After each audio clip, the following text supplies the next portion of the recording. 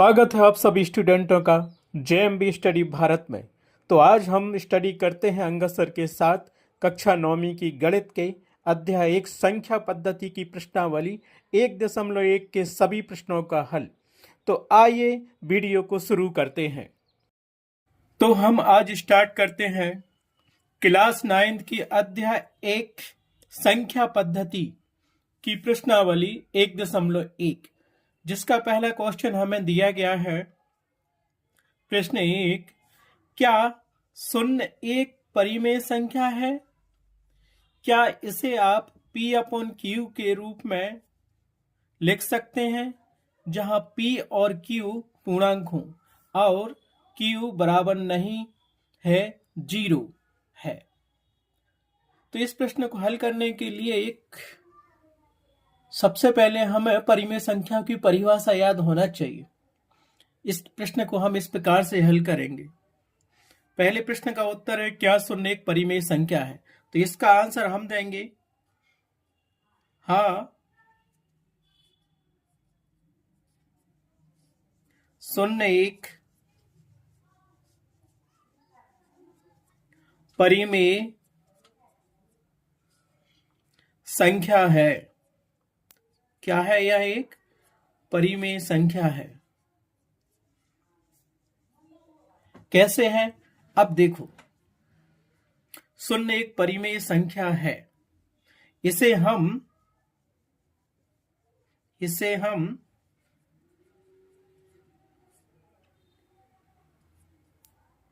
P/Q के रूप में लिख सकते हैं।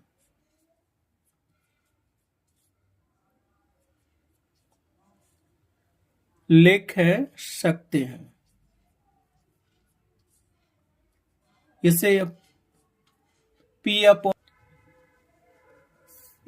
P/Q के रूप में लिख सकते हैं, जहां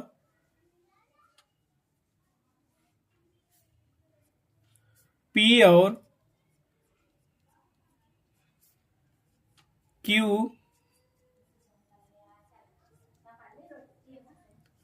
पूर्णांक हैं।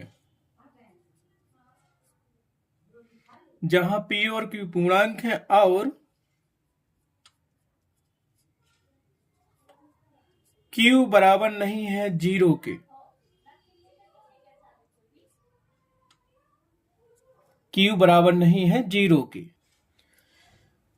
हाँ, 0 एक परिमेय संख्या है। इसे P/Q के रूप में लिख सकते हैं, जहां P और Q पूर्णांक हैं और Q बराबर नहीं है 0 के। अब कैसे लिख सकते हैं, डिफाइन करो। तो इसे एग्जाम्पल देकर हम बता सकते हैं। जैसे 0/1 P/Q के रूप की है। यहां देखो P/Q है, यहां पर P = 0 तो है और Q = क्या है? 1, जो कि 0 के बराबर नहीं है। अतः हम कह सकते हैं 0/1 परिमेय संख्या है। अगर हम 0 में 1 का भाग देंगे तो 0 ही आएगा। अतः 0 एक परिमेय संख्या है। ये हमने एक पहला एग्जाम्पल दिया। इसी प्रकार दूसरा एग्जाम्पल भी तुम दे सकते हो, जैसे 0/2। अब देखो, यहां से 0/2 भी P/Q के रूप की है और यहां पर P बराबर 0 है और Q बराबर 2 है, जो कि 0 नहीं हो सकता है। अतः 0 एक परिमेय संख्या है, क्योंकि अगर 0 में 2 का भाग देंगे तब भी 0 आएगा। अतः 0 एक परिमेय संख्या है। ऐसे हम अनेक उदाहरण दे सकते हैं कि 0 एक परिमेय संख्या है। अतः उत्तर बराबर क्या लिखेंगे हम? उत्तर 0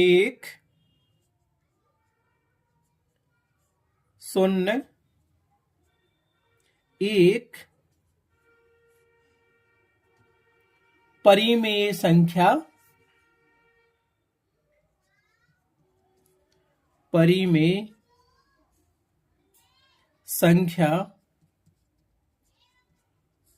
होगी।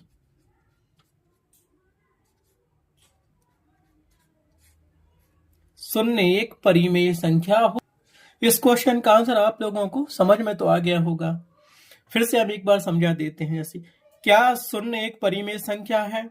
क्या इसे आप P अपॉन Q के रूप में लिख सकते हैं, जहां P और Q पूर्णांक हो और Q बराबर नहीं है 0 के?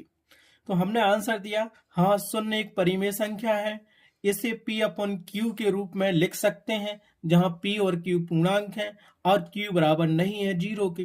तो फर्स्ट एग्जाम्पल जैसे हमने देखा 0 अपॉन 1 बराबर P upon Q, so P equal to 0 और Q इक्वल टू 1, जो कि बराबर नहीं है 0 के। इसी प्रकार सेकेंड एग्जाम्पल दिया 0 अपॉन 2 बराबर P upon Q, so P equal to 0 और Q इक्वल टू 2, जो कि बराबर नहीं है 0 के। आदि ऐसे एग्जाम्पल हम दे सकते हैं।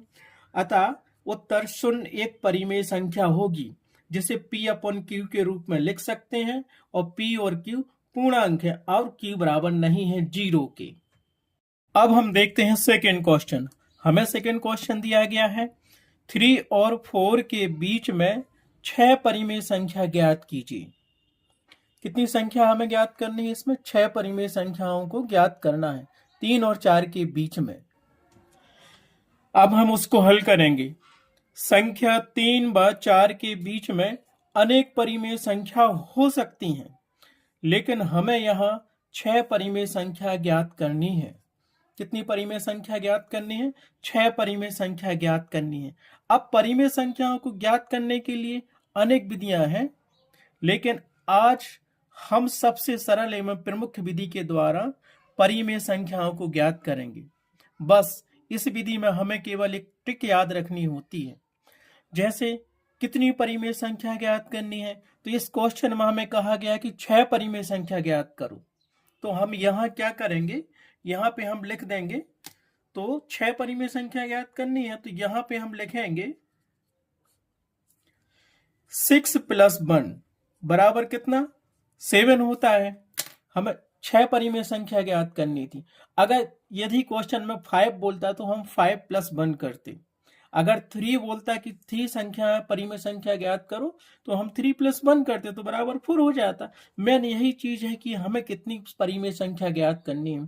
तो इस क्वेश्चन में हमें 3 और 4 के बीच में 6 परिमेय संख्या ज्ञात करनी है। तो ट्रिक यही होती है कि जितनी परिमेय संख्या हमें ज्ञात करनी है, उसमें हम 1 जोड़ देते हैं, बराबर हो जाएगा 7। अब किन किन के बीच ज्ञात करनी है? 3 और 4 के बीच। तो अब 3 को हम यहाँ क्या लिख सकते हैं? देखो 3 इक्वल टू 3 गुणित किया हमने और यहाँ लिख दिया 6 + 1 अपॉन 6 + 1, मतलब ये क्या हो जाएगा? 3 गुणित 7 अपॉन 7। 7 कटेगा तो 1 आ जाएगा, और 3 में 1 का गुणा करेंगे तो क्या होगा? 3 रहेगा। तो अब इसको हम क्या लिख सकते हैं? 3 को 21 अपॉन 7। क्यों? 3 गुणित 7 मतलब 21 और अपॉन 7। एक तो ये हो गई। तथा दूसरी संख्या कौन थी जिसके बीच में हमें 6 परिमेय संख्या ज्ञात करनी थी? पहली 3 थी, दूसरी हमारे पास 4 दी है, तो हमने लिखा 4। अब 4 को हम क्या लिख सकते हैं? 4 को भी ऐसे ही करेंगे, 4 गुणित 6 + 1 अपॉन 6 + 1। अब तुम कहोगे 6 + 1 की कहां से आ गया? तो हमें यहाँ पे 6 परिमेय संख्या ज्ञात करनी, इसलिए 6 + 1 किया। अगर 5 बोलता तो 5 + 1 करते। याद रखना यही ट्रिक होती है। तो इसको हम क्या लिख सकते हैं? 4 गुणित 7 अपॉन 7। ये भी कट जाएगा तो 1 मिलेगा, 1 का मल्टीपल 4 में होगा तो 4 ही आएगा। इसको हम क्या लिखेंगे? मल्टीपल करो तो 4 गुणित 7 अपॉन 7, तो ये आ जाएगा 28 अपॉन 7। अतः हमें क्या मिल गया? 3 और 4 को हम क्या लिख सकते हैं? 21 अपॉन 7 और 28 अपॉन 7। ये P अपॉन Q के रूप की हो गई। इसके बीच में हमें कितनी परिमेय संख्या ज्ञात करनी है? 6 परिमेय संख्या ज्ञात करनी है। अतः 3 और 4 के बीच में 6 परिमेय संख्याएं होंगी। तो हम लिखेंगे 3 को हम लिख सकते हैं 21/7 और 4 को लिख सकते हैं 28 अपॉन 7।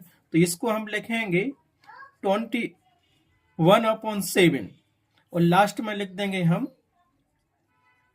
28 अपॉन 7, क्योंकि इनके बीच में हमें 6 परिमेय संख्या ज्ञात करनी है। तो 1 2 3 4 5 और 6, इनके बीच में हमें कितनी परिमेय संख्या ज्ञात? 6 परिमेय संख्या ज्ञात करनी है। अब यहाँ याद रखना है आपको, 3 को हम 21/7 लिख सकते हैं, 4 को हम 28/7 लिख सकते हैं, और सभी के अपॉन में यहाँ क्या दिया है, दोनों संख्याओं के अपॉन में 7 दिया है, तो हम सभी के नीचे क्या लिख लेंगे, 7 7 7 7 7 7। इतना याद रखना है आपको, जो हर में दिया वही सभी में हमने कर दिया। अब यहाँ एक बात और याद रखना, पहली संख्या ये दी है 21 और लास्ट दी है 28, तो ये क्रम से चलता है। जो काउंटिंग होती है ना गिनती की 1 2 3 4, वैसे इसमें करते हैं। यहाँ 21 दिया तो 21 के बाद क्या आएगा, 22, 22 के बाद क्या आएगा, 23, 23 के बाद क्या आएगा, 24, 24 के बाद क्या आएगा, 25, 25 के बाद क्या आएगा, 26, और 26 के बाद क्या आएगा, 27। अब देखो इसको हम क्या लिख सकते हैं, 21/7 को हम काट देंगे, 21 को हम 7 से काटेंगे तो ये क्या मिल जाएगा हमें, 3।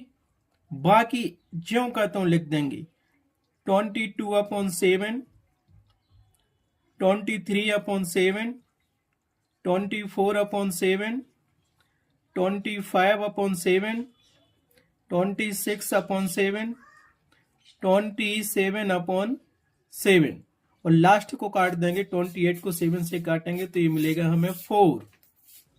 अब हम यहां देखेंगे 3 और 4 के बीच में कितनी परिमेय संख्या हमें मिल गई, P/Q के फॉर्म की। देखो 1 2 3 4 5 6, यही 6 परिमेय संख्या हमें ज्ञात करनी थी।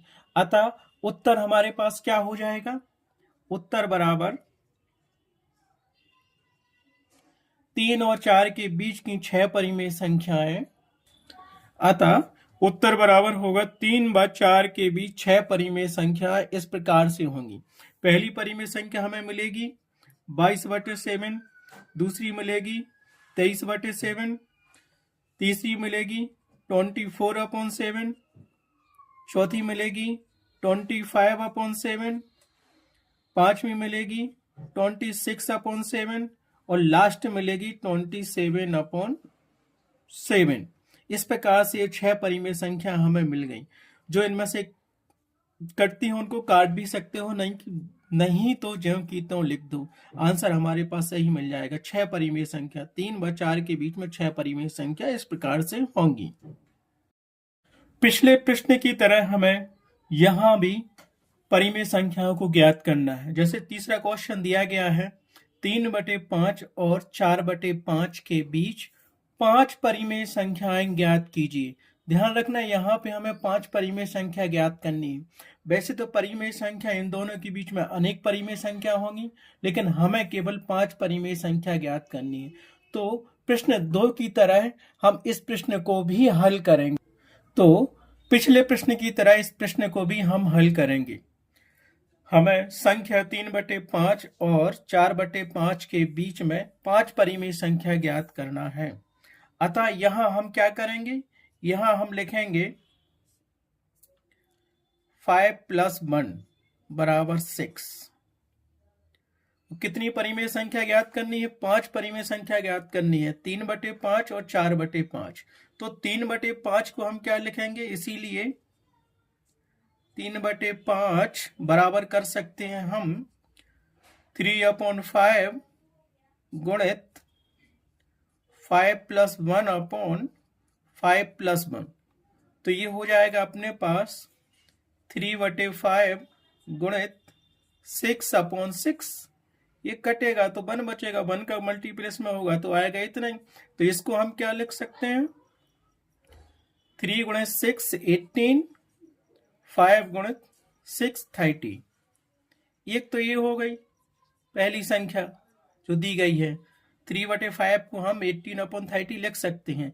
इसी प्रकार दूसरा 4/5 को हम क्या लिख सकते हैं, 4/5 को हम लिख सकते हैं 4/5 गुणित 5 + 1/5 + 1। तो ये हमारे पास क्या मिलेगा, 4/5 गुणित 6/6। कट जाएगा 6/6 तो 1 बचेगा, 1 का मल्टीप्लेस में होगा 4/5 में, तो ज्यों का त्यों आएगा 4/5। तो यहां हम क्या लिखेंगे इसको, 4 × 6 कितना होगा, 24 और 5 गुना 6 कितना होगा 30। ये देखा आपने 3/5 को हम लिख सकते हैं 18/30 और 4/5 को हम लिख सकते हैं 24/30 के रूप में। अब हमें कितनी संख्या ज्ञात करनी है 5 परिमेय संख्या ज्ञात करनी। कितनी परिमेय संख्या हमको यहाँ पे ज्ञात करनी है 5 परिमेय संख्या ज्ञात करनी है। तो हम यहाँ पे क्या लिखेंगे अतः कितनी परिमेय संख्या ज्ञात करनी 3/5 और 4/5 के बीच कितनी परिमेय संख्या ज्ञात करनी 5। तो हम 3/5 को लिखेंगे 18/30। बीच में लास्ट में क्या लिखेंगे ये हमारे पास आ गया 24/30। इनके बीच में 5 परिमेय संख्या ज्ञात करनी है। तो 1 2 3 4 5। अब देखो इन दोनों संख्याओं के हर में डिनोमिनेटर में क्या दिया है 30। तो इन सभी के नीचे डिनोमिनेटर में 30 कर दो, मतलब हर में 30 लिख दो। 30। अब देखो जिस प्रकार हम काउंटिंग करते हैं 1 2 3 4 5, इसी प्रकार देखो यहाँ पे दिया 18। तो 18 के बाद क्या आएगा 19 के बाद क्या आएगा 20 के बाद क्या आएगा 21 के बाद आता है 23 के बाद क्या आएगा 22 के बाद आएगा 23 और 23 के बाद 4। अतः देखा आपने ये 3/5 और 4/5 के बीच में 5 परिमेय संख्या हमको मिल गई। तो हम इसको क्या लिख सकते हैं 18/30 को काट देंगे हम यहाँ से 6 से काटेंगे तो क्या मिलेगा हमें 3/5। बाकी से हम ज्यों का त्यों लिख दो 19/30 20/30 21/30 22/30 23/30 और लास्ट में इसको भी काट दो तो ये क्या मिलेगा हमें 6 से काटा तो 6 चौके 24 4 और 6 पंचे 30 5। बाकी ज्यों का त्यों लिख देना। इस प्रकार से हमें ये 5 परिमेय संख्याएं मिल गई 3/5 और 4/5 के बीच में। देखो पहली हम गिनेंगे 1 2 3 4 5 परिमेय संख्या मिल गई। इनको आप काट भी सकते हो, जैसे ये 22/30 भी कर सकता है तो 11/15 आएगा, ये भी कट जाएगा तो 7/10 आएगा, ये भी कट जाएगा तो 2/3 आएगा। तो काट के भी लिख सकते हो, अदरवाइज मत काटो, ऐसे ही लिखा रहने दो। अतः आंसर क्या होगा अतः उत्तर बराबर होगा 3/5 और 4/5 के बीच 5 परिमेय संख्या होंगी। पहली परिमेय संख्या हमें मिलेगी यहां से 19/20। दूसरी परिमेय संख्या हमें मिलेगी 20/30। तीसरी परिमेय संख्या हमें मिलेगी 21/30। चौथी परिमेय संख्या हमें मिलेगी 22/30 और लास्ट परिमेय संख्या मिलेगी हमें 5 में 23/30। तो आंसर आपको बिल्कुल ऐसा ही लिखना है। आप ध्यान दीजिए दोनों मेथड, दोनों क्वेश्चंस इस विधि से कितने सिंपल हैं। अगर 99 परिमेय संख्या भी ज्ञात करना पड़े तो ऐसे आप कर सकते हो। याद रखना ट्रिक यही है, केवल कितनी परिमेय संख्या ज्ञात करनी। यहाँ पे 5 करनी थी तो 5 + 1 कर दिया 6 का गुणा किया, 6 का भाग दिया, लिख दिया, इनके बीच ये परिमेय संख्या आ गई। प्रश्नावली 1.1 का अंतिम क्वेश्चन हम इस प्रकार से हल करेंगे। दिया गया है 4th क्वेश्चन, नीचे दिए गए कथन सत्य है या असत्य है, कारण के साथ अपने उत्तर दीजिए। तो पहला क्वेश्चन उन्होंने दिया हमें प्रत्येक के प्राकृतिक संख्या एक पूर्ण संख्या होती है। इसका आंसर दिया गया कथन सत्य है। सत्य और असत्य में देना है और कारण देना है, तो हमने बोल दिया गया कथन सत्य है। कौन सा कथन कि प्रत्येक के प्राकृतिक संख्या एक पूर्ण संख्या होती है। अब क्यों होती है इसका रीजन हम देते हैं प्राकृतिक संख्या की परिभाषा से। प्राकृतिक संख्या की परिभाषा क्या होती है, प्राकृतिक संख्या को हम कैपिटल N से प्रदर्शित करते हैं और इसे लिखते हैं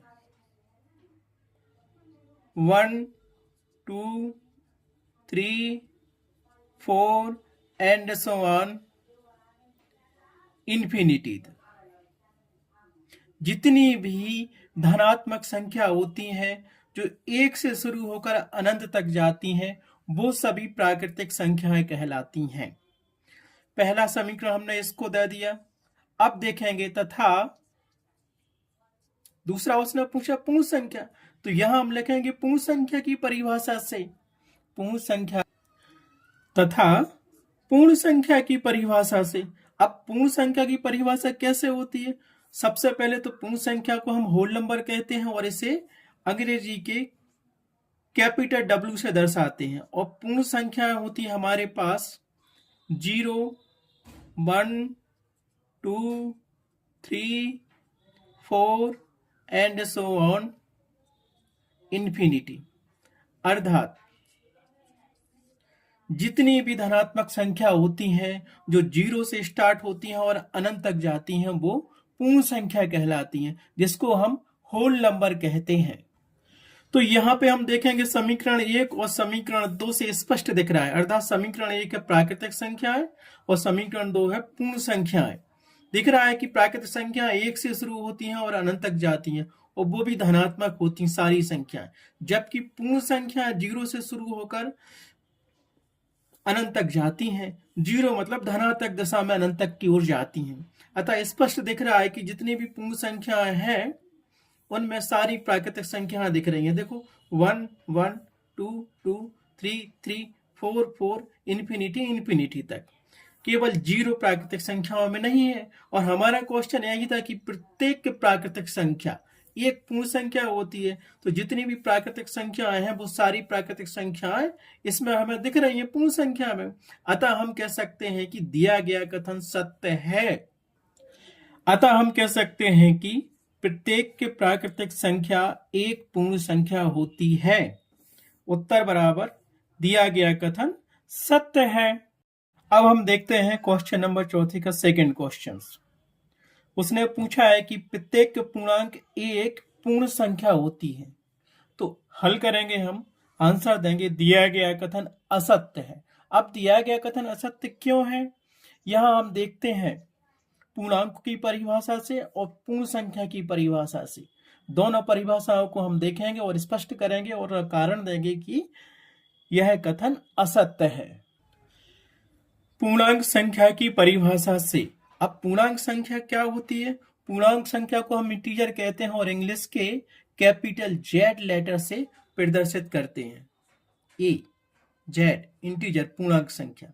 इसे हम लिखेंगे सेट के रूप में